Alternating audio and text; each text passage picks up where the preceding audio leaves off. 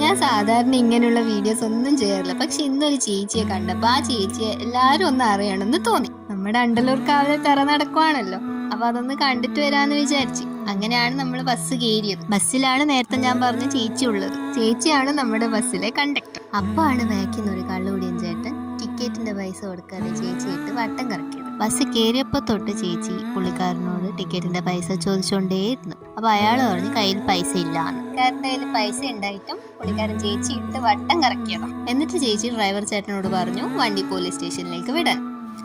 എന്നിട്ട് വണ്ടി നേരെ പോലീസ് സ്റ്റേഷനിലേക്ക് വിട്ട് അവിടുന്ന് പോലീസ് മാമന്മാർ വന്നു പുള്ളിക്കാരനെ ഇറക്കി കൊണ്ടുപോയി. അതിനുശേഷം എന്താ സംഭവിച്ചതെന്നൊന്നും എനിക്കറിയില്ല.